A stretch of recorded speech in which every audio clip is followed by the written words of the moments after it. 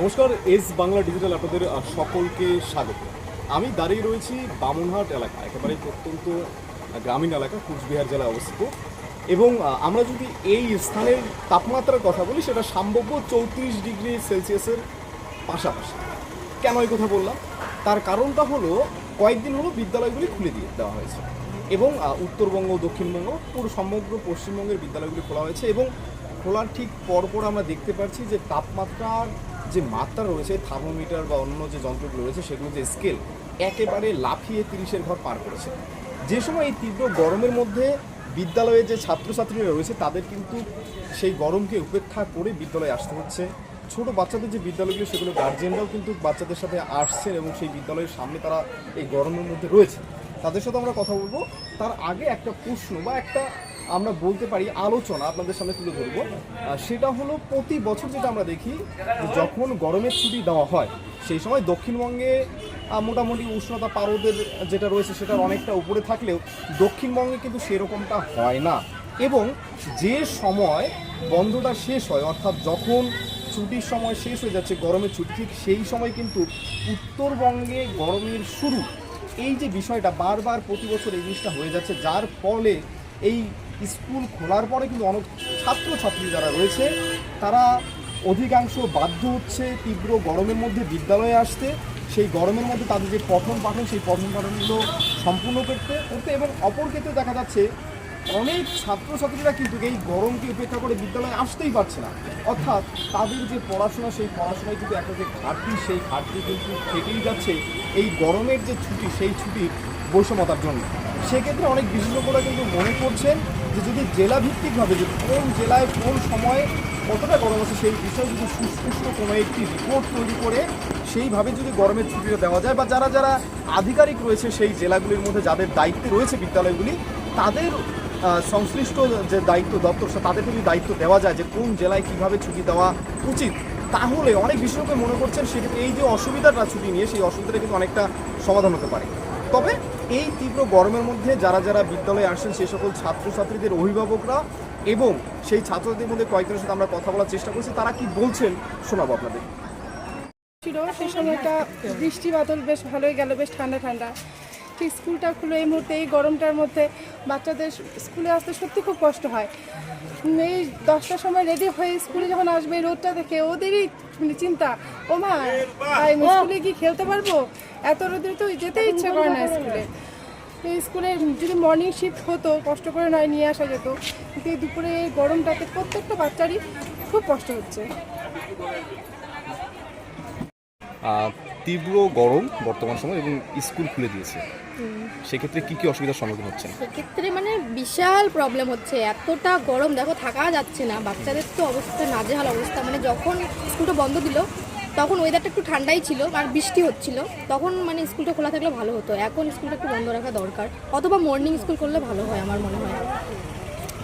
প্রতি বছর যেটা দেখা যায় যে দক্ষিণবঙ্গে যখন গরম শুরু হয়, সেই হিসেবে আমাদের এখানে বন্ধ হচ্ছে পুরো পশ্চিমবঙ্গের বিদ্যালয়গুলো।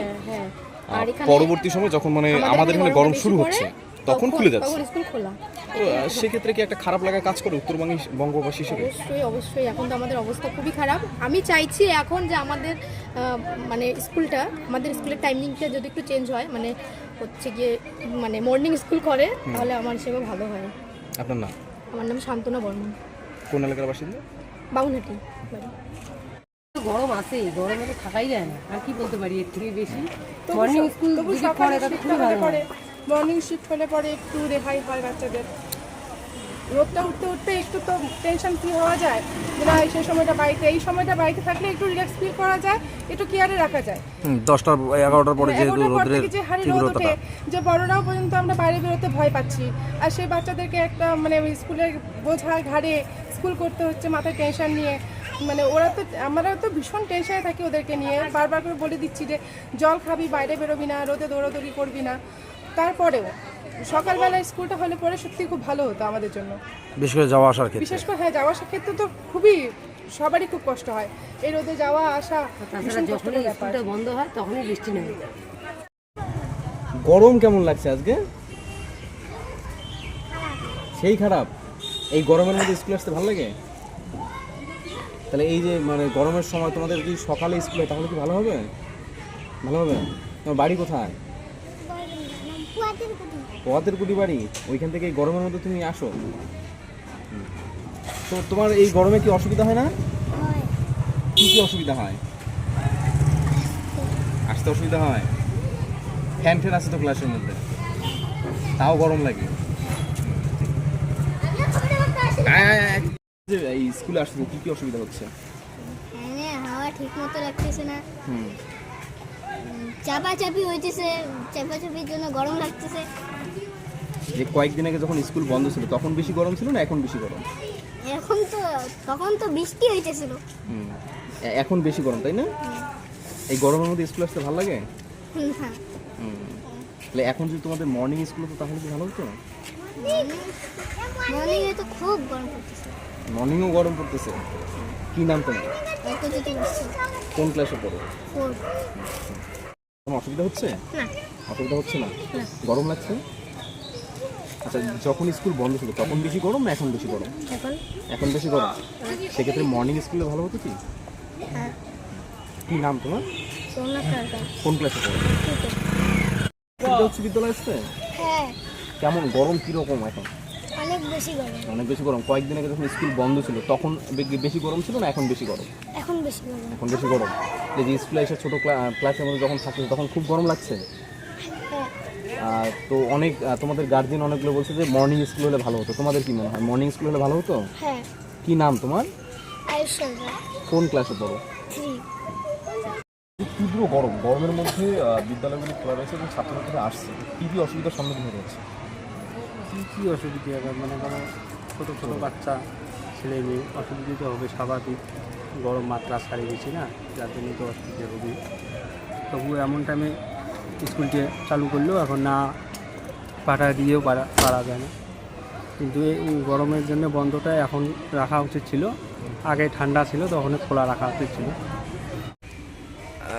আপনার বিদ্যালয় বর্তমানে যা তীব্র দাবদাহ, বিদ্যালয়ের অনেক অভিভাবকই মনে করছেন যে মর্নিং শিফট যদি করা যায় সেক্ষেত্রে অনেকটা বাচ্চাদের ক্ষেত্রে অনেকটা সুবিধা হবে, যেহেতু বেলা 11টার পরে রোদটা অনেকটা বেড়ে যাচ্ছে। একজন বিদ্যালয়ের পরিচালন কমিটির সদস্য হিসেবে কিভাবে দেখছেন বিষয়টাকে? না, এই ব্যাপারটায় গার্জিয়ানরা ঠিকই বলেছে, যে সময়টা প্রচণ্ড গরম সে সময়টায় স্কুল চলে, আর যে সময়টা একটু ঠান্ডা ঠান্ডা ভাব সে জায়গাটায় স্কুলটা তখন বন্ধ থাকে।